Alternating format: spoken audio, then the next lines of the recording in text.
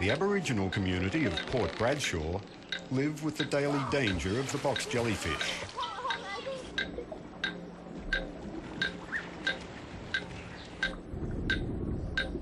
Box jellyfish do not attack. All encounters are accidental when the animal has not been able to avoid the human.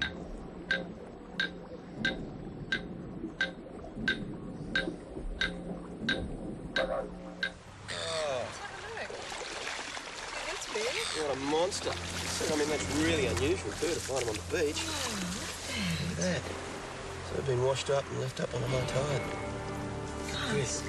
That's the biggest box jellyfish. Yeah, it's a big one, isn't it? Yeah. I wonder why it got washed on the beach. Really unfortunate. Big animal, though. Huge gonads in it. Millions of them. Just full of gonads. So that is a mature age? That's definitely a mature animal. Yeah. Okay, yeah, that's the mouth there. And it's hollow, it's like a straw. Yeah. It runs right up through the middle there. So, right. So my finger runs through the middle. There's a series of reproductive or gastric pouches or stomachs on the top of the animal. So if you open the animal, it's got stomachs. Be one there, one there, one there, and one on the other side. Right. I mean, they're Cuba Medusa. Everything's based on four. You know, four corners to them. Yeah. 4 stomachs. Yeah. So amazing animals. Yeah.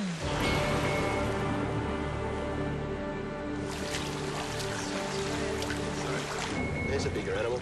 Oh, wow. Jeez, big. Watch your hands. It's a bigger one. Yeah, this is the biggest we've seen yet. Yeah, it's the biggest one here, yeah.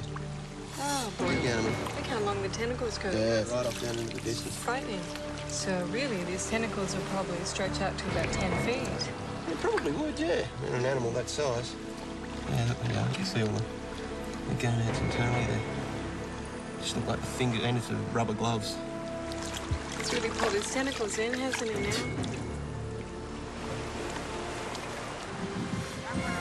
There's that really big jellyfish we found today. Look at all the reproductive organs. Oh, full of them. It's a mature animal. Gonna take some samples of that? No, we just put the animal straight in formalin. Okay. So we'll take it back to the lab. Yeah. Are you getting stung, Jamie? Yes, a lot. Your word. Port Bradshaw looks like paradise. Underwater, it's not. Jamie still drags 4 Mile Beach when the seas are rough, even though he's sure they won't be here. Do you think you'll get anything today? Don't think so, Van. It's sort of 2 or 3 days in a row, rough weather, and the animals just disappear. I suspect, I'm not too sure where the heck they go. I suspect they just go offshore somewhere, find somewhere calm and settle on the bottom. Don't know. Really a gamble.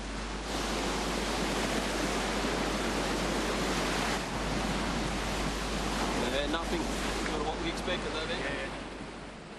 In Ben's 16 years of observations of the box jellyfish, he has witnessed their remarkable ability to sense an approaching storm. Adam, come and have a look at this. What is it? All these box jellyfish, look, they're going upriver here. Oh, yeah. You know, I've seen this happen before. Remember that last cyclone? The box jellyfish, they came up a day before we even got the warning.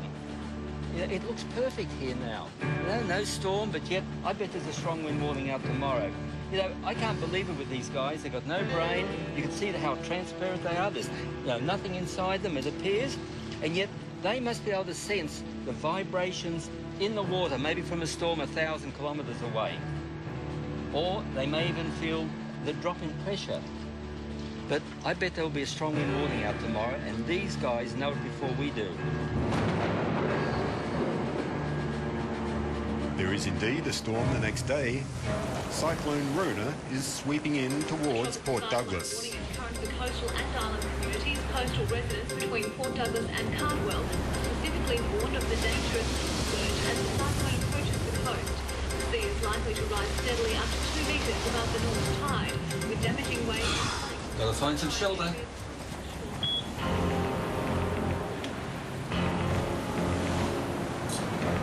The safest place in the cyclone is up in the mangroves. These trees never blow down.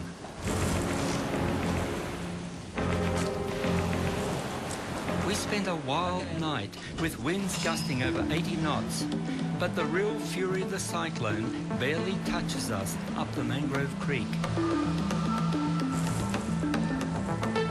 The deluge will flush the baitfish out of the creek, a banquet of food for the box jellyfish.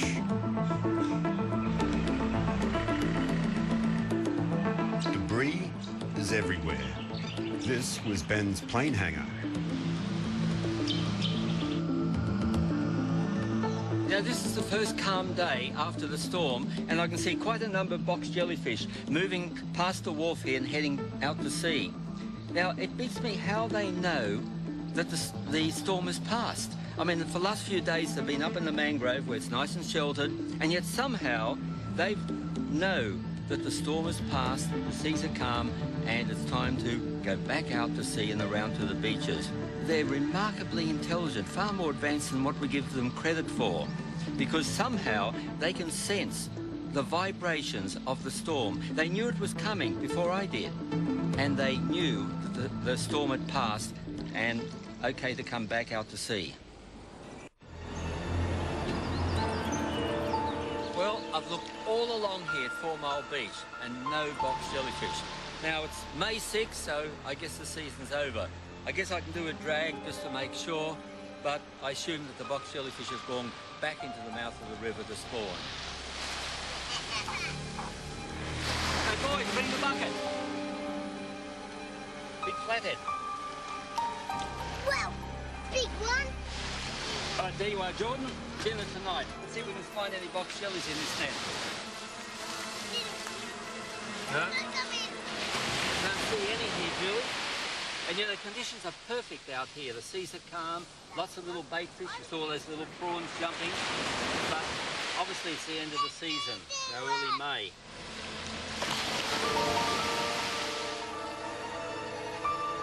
Okay, boys, you can come for a swim. What a relief to find the stingers have gone. There will be 6 months of safe swimming before they return in a new cycle. The box jellyfish tarnishes our image in the north and restricts our lifestyle. Field research is dangerous, but each discovery will be of benefit to the bathers. As we learn more about such a creature, the less frightening it becomes, even though it is the world's deadliest creature. Lynn, look at this. Look at this guy. Wow. Huge. That is a big, big adult. You know, a foot across, 24 centimetres. I mean, that's a full adult size. And look, it's June 10, a month after the stinger season was over. And here's this big, big guy wandering along 4 Mile Beach here. Boy, I wouldn't like to run into this guy. We think the season's over, and here's this monster wandering along the beach.